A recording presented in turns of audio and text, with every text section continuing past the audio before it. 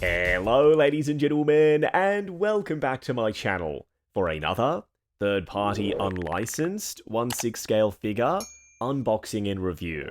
Today, we're taking a look at Toys Era The Last Hope, aka Ellie, based off her appearance in Season 1 of the HBO show The Last of Us. Now, I got mine from 1/6 Kit at a discount. I popped a link to Kit's website in the description for reference purposes only. This is by no means a promotional video, it's a review, all opinions, 100% my own. If you're heading down to the description, why not hit that subscribe, bell notification icon, and join button, so you're notified as soon as brand new Last of Us content goes live. I know what you're thinking, Justin, why? Why did you get this? I can already see the comments now. Hot Toys, they announced their own official version of Joel from The Last of Us. What if they make Ellie? What if they don't? That's why I got this. This is going to be my stand-in Ellie on the shelf until we get an official one, and if we don't, then I'll just keep this. As for the box art, up front, a glossy silhouetted image of Bella Ramsey as Ellie, The Last Hope down below, and a Toys Era logo up top.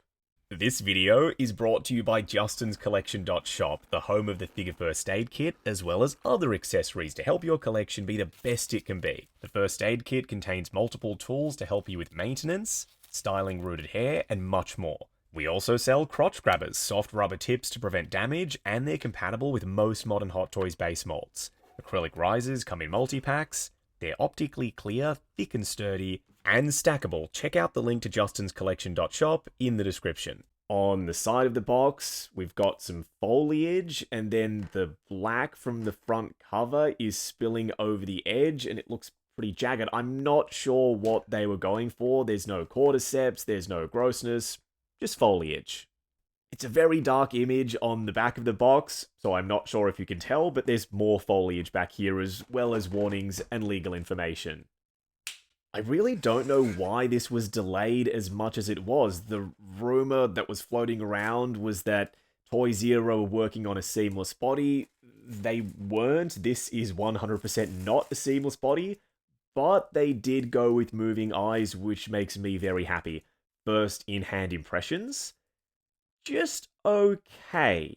The body feels quite lightweight, a little bit loose in fact, and the outfit looks kind of baggy, but we'll discuss that more later.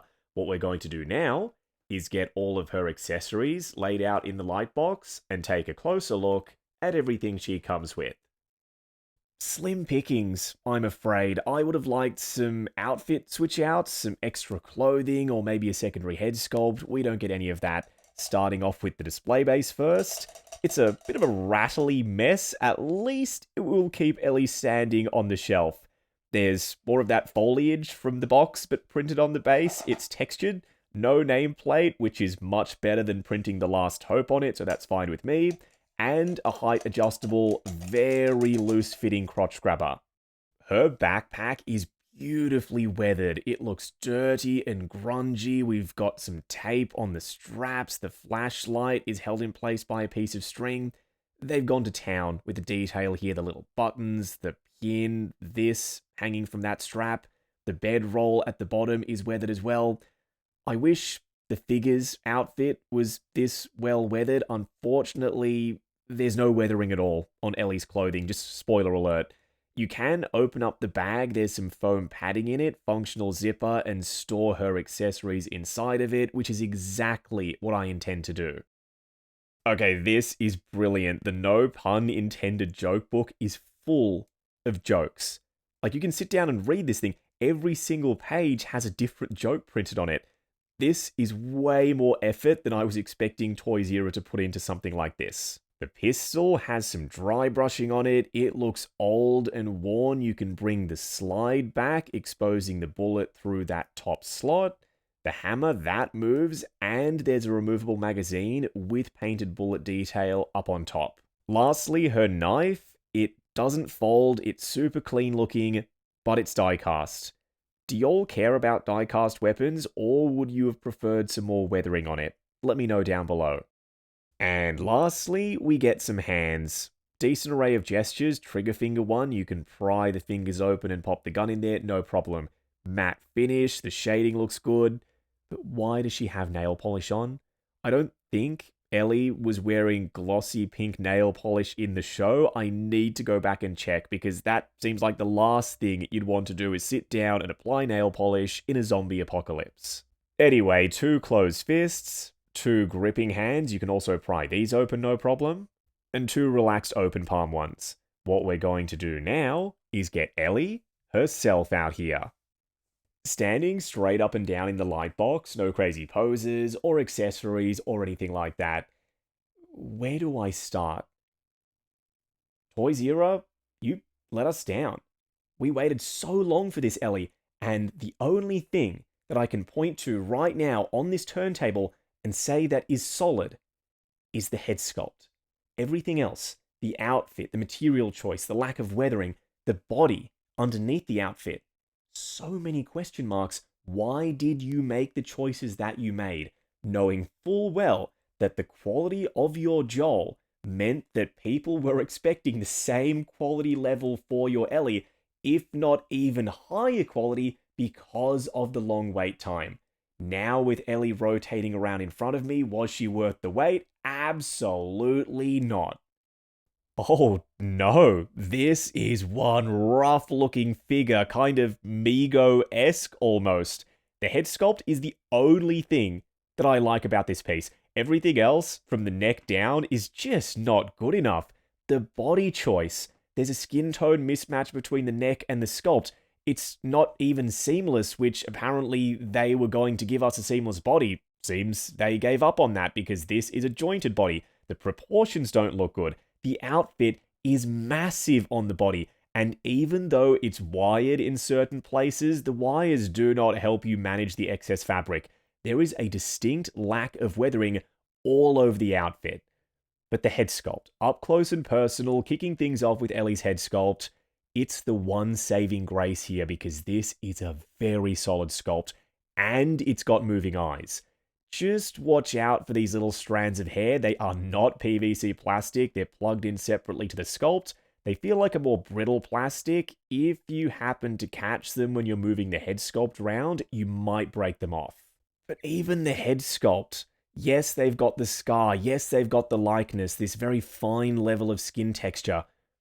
But it's not perfect. There's a seam around the back where the bottom hairpiece is plugged in. The ponytail falls out constantly. I've had to glue it in at least 3 times.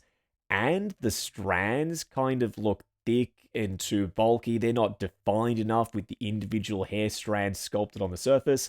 This is not a Hot Toys quality head sculpt. If that's what you're expecting, you are going to be disappointed. At least it's height adjustable. I like it when companies do that because pose depending, you might want to elevate the head sculpt, and with this one you can do that. On the inside of it, there's a pretty tight opening at the base of it. They give you this metal Allen key style tool to move the eyes around, but the holes on the back of the eye posts don't fit the tool, so I would suggest using some tweezers to move them. I can't even do it with my finger on camera, so let's try out some rapid-fire eye position tests. Yeah, it looks pretty good with some side-eye. Just be careful when you're popping it back on the cylindrical neck connector. It has a tendency to bump into the eye posts and then misalign the eyes, so do it slowly and gently and you should be fine. I tell you what, it is so tricky to move the eyes around, aligning them properly, then fighting that neck connector.